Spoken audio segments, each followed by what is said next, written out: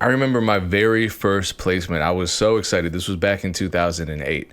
I was excited for the record to drop, and I was also excited for the performance royalties, the mechanical royalties, the sync opportunities. And I received none of those because I sampled, and the people I sampled took everything. Fast forward many years later, I sampled a very short part of a record, played a bunch of original keys, enlisted memory to play guitar on this B section. I created a pretty complex beat as far as I was concerned, at least at the time. That was a record that Ludacris and Rick Ross used. I remember my manager at the time saying, well, you use such a small amount of this sample, they'll probably only take a certain amount of it, and you'll still get some percentage of equity in the underlying composition. Again, I got 0. So when I replayed a classic record produced by Timbaland, 300 Entertainment contacted me about clearing that. I was prepared for another sampling tragedy. This is honestly probably not the story that you expected. What I found was that sampling hip-hop artists, whether they're producers, whether they're R&B singers, whether they're rappers, is actually a lot easier than sampling even dead soul singers. And personally, I would like sample clearance to be a lot more streamlined, a lot more accessible and friendly, kind of in the way that a cover song is. That's not what this video is about. I want to make a separate video about that and talk with some lawyers. If you're a lawyer and you practice entertainment law and you know about this stuff, please leave a comment so I can contact you. Couple crazy things happened though. The first surprise was that this record even went viral on TikTok. I've never had a viral record on TikTok, but this record was actually a #1 TikTok trending song for a while.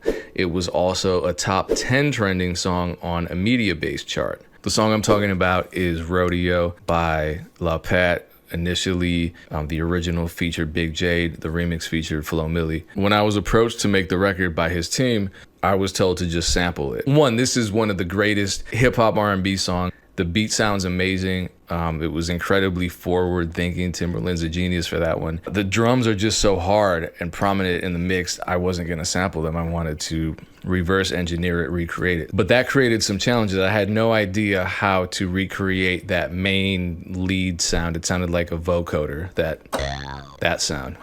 How do you make that? So before I continue, I want to let you know something. I got contacted by this company called Sonics, and I feel like an idiot because I didn't realize that Sonics was a company run by a sample maker who I've shouted out a bunch of times in my various videos about sample making, loop makers, that kind of thing. His name is Kavi. Every time I'm on Instagram, he's getting another placement or being nominated for a Grammy or whatever. Now, I just got his pack called Elements of Soul. This is more material than I could ever possibly go through, I think. Watch this. When I opened, I wanted to try the Vinyl Crate loop kit. Look at how many loops are in here. It's a lot. These are loops that I've already been using. So if you listen to a lot of the beats that I've been posting on my YouTube channel or my BeatStars page, a lot of people think I'm sampling and they're like, oh, I can't clear these samples. Like, I can't, why are you selling these beats with all these samples? These are not samples that need to be cleared if you're just dropping independent releases. These are samples that I use because they're created by Kavi, who's a trusted sample maker. I've never had any problems working with his samples. So I'm absolutely delighted that they contacted me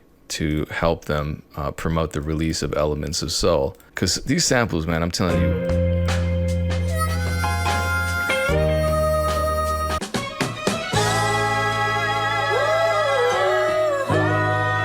I've used that one. Who wouldn't use that one? So I know the pack is already heavily discounted for all of those kits, including the one-shots, including the midis, including the drums, including the loops.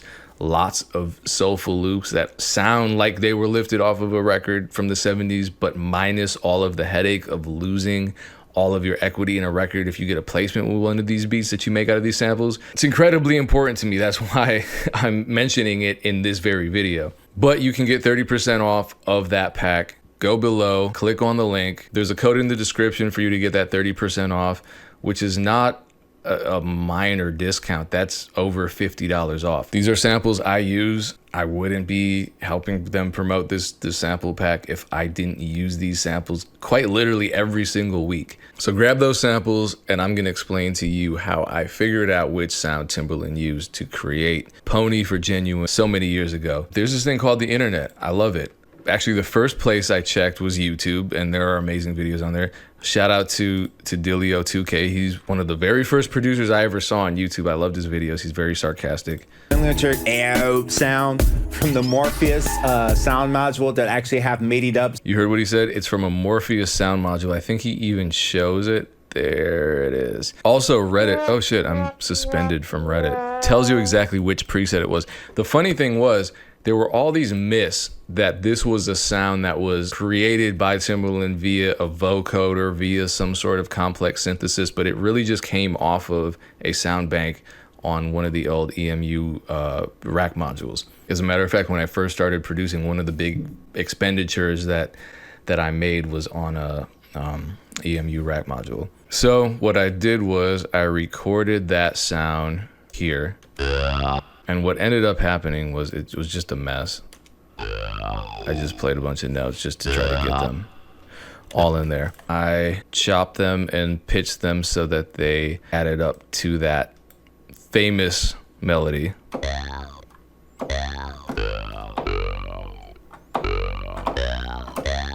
Here's where the first surprise came in. After the song dropped, I was contacted by my manager.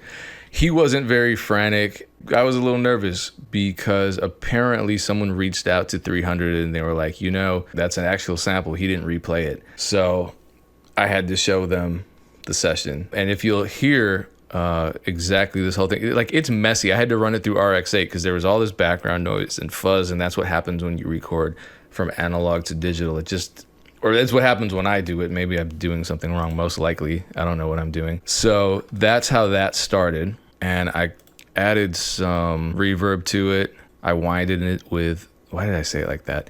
I widened it with Ozone Imager, which is a free plugin. I guess I should be flattered that they thought I sampled it. And I'm trying not to play the whole thing because I don't want to get copyright struck, but I added drums to it. Whole lot of sub bass. I think this is from one of Cody's kits. Yes, this is from Cody's Go-To 2020 kit. I wasn't trying to just recreate the entire beat. I wanted to make it similar enough so people understood it, but I didn't want to just recreate it. Already it's slower. It's at 60 beats per minute. The original song by Genuine is actually at 70 or 71, I believe. But I wanted to find similar pads at least. So you see all the MIDI with the pedal automations. Once the track was out, I didn't even realize that it was going viral. And someone asked me how it went viral. I'm like, I have no idea. But it's really because of creatives on TikTok. So these were the original creators. At least that's what it says in the caption. So I have to believe it. To me, this is just, you know, it's couples dancing. And then it kind of became a little riskier, as TikTok dances tend to be. But hey, whether you make cute couples dances or dirty, nasty, filthy, sexy videos, that's up to you. I appreciate it because it catapulted the song all over TikTok. There was like a period of a month or two where you just couldn't scroll down your feed without hearing it in some sort of video. And then here's the second surprise. This is the biggest surprise of them all, I think. Timbaland is the majority owner of the underlying composition of this record because I did use his melody. It wasn't a sample, it was an interpolation that's separate from sampling a master. However, it still has to be cleared. So we cleared it, but I still own a good deal of equity as a co-writer in the song, which is amazing. And like I said at the beginning, it's easier to sample a lot of these newer hip hop artists and producers simply because they're practitioners of hip hop culture, which entails sampling. So they're not anti-sampling like a lot of people are, like a lot of older artists and their publishers and their labels, etc., who are just trying to squeeze every dollar out of a situation. I remember I interviewed Anonymous, who produced Nicki Minaj's song Anaconda, and he sampled Sir Mix-a-Lot. He said he got equity in the record, even after sampling a massive hit like that. And that was a direct sample. That was not an interpolation. Also, can I talk about this? This is what I was told by my manager, who represented both T-Minus and I at the time. T-Minus did that massive hit for Ludacris, Hollow, and he sampled Chuck D's voice. According to him, Chuck D didn't even take a majority share of ownership. So the cool part about sampling hip hop artists and more contemporary musicians is that because they're familiar with sampling and they've sampled themselves, they're not hypocrites when it comes to the clearance process. So all in all, I'd say this is a great story. I'm really happy with the way things turned out. Even though I was pretty far removed from the process, I just made the beat in this situation. So I wonder if the fact that it's easier to sample more modern music is why you're seeing so many remakes of 90s hits coming back, right? Even early 2000s hits coming back now. I imagine a lot of these producers who are sampling or replaying some hits from the early 2000s or the mid to late 90s aren't losing all of their publishing and writer shares the same way I didn't lose mine working on this record that interpolates Timbaland's record, which was actually co-written by Static Major, rest in peace. I think there might be something to that. What do you think? Either way, appreciate you tuning in. Thank you for watching. Peace.